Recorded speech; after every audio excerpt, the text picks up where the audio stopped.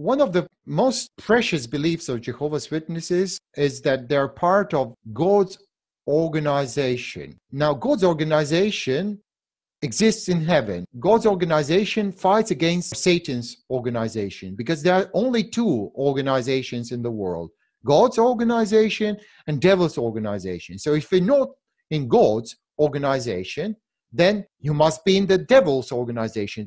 When you exit from God's organization, you're owned by the devil. That's why many Jehovah's Witnesses so tremble and fear the very notion of leaving Jehovah's organization. The whole idea begins with a misinterpretation of Genesis 3:15. Okay? I will put enmity between you and the woman, and between your offspring and her offspring. Jehovah's Witnesses believe that the woman from Genesis 3:15 is God's organization because they combine this symbolic woman, Isaiah 62:2. The nations will see your righteousness, O woman, and all kings your glory. You will be called by the new name which Jehovah's own mouth will designate. So they make ties between Isaiah and later Revelation. The Bible certainly does speak about those who will be with Christ or God's people as like a wife of God, faithful to him or not.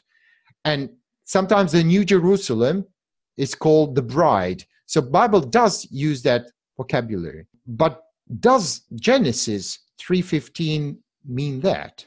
The understanding I came to recently is actually very simple. The seed of the woman is Jesus, no doubt about that.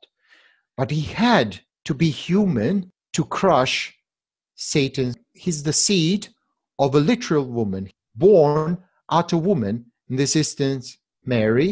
So it's not if that Mary is holy in any way, but the seed of a woman is another notion for a human being. As simple as that. A seed of a woman is a human being. One day, God promised, human being will crush you, a spiritual creature, on the head. So that's the prophecy about Jesus and not about God's heavenly organization. That word doesn't appear in the Bible. The angels certainly are organized. They're like the army, but that's not what he's referring here to. And it's certainly not, there's not a visible part of the organization and the invisible part of God's organization. That notion doesn't appear in the Bible.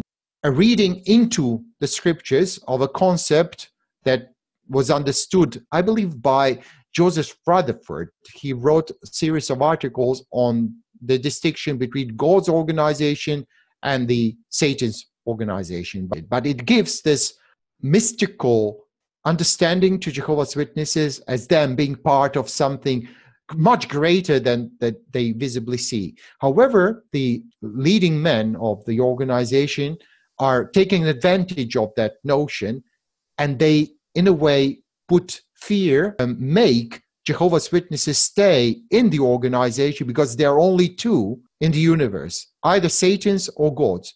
So you cannot be in between. You cannot be neutral. And that's why when you come out of Jehovah's Witnesses, you're in devil's hand, and nobody wants that. But that all stems from the misinterpretation of Genesis and complete ignorance of what the true congregation is. And Paul puts it really encouragingly in Hebrews.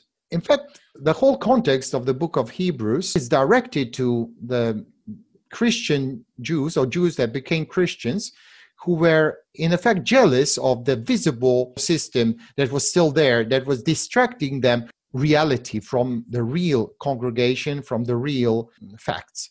Verse 18 and on, for you have not come to a mountain that can be touched, and to a blazing fire, and to darkness and gloom and whirlwind, and to the blast of a trumpet and the sound of words, which sound was that those who heard begged that no further word be spoken to them, for they could not bear the command, if even a beast touches the mountain, it will be stoned. And so terrible was the sight that Moses said, I am full of fear and trembling.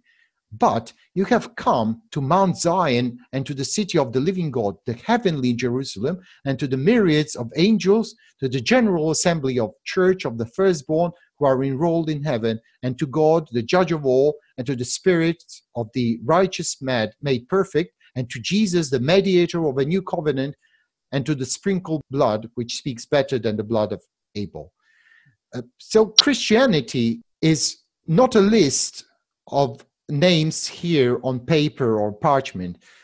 Christians' names are written in heaven, and the same way you get inheritance in store in a bank, but you don't have to go into the bank to get it. It's a heavenly source, but it will affect the earth. So that's where Christians belong to. No earthly organization, visible or invisible. If there could be an organization, this is the one Christians belong to. That's the freedom of Christians, that no human can interfere. There's just one mediator between Christians and God, and it is Jesus Christ, not governing body.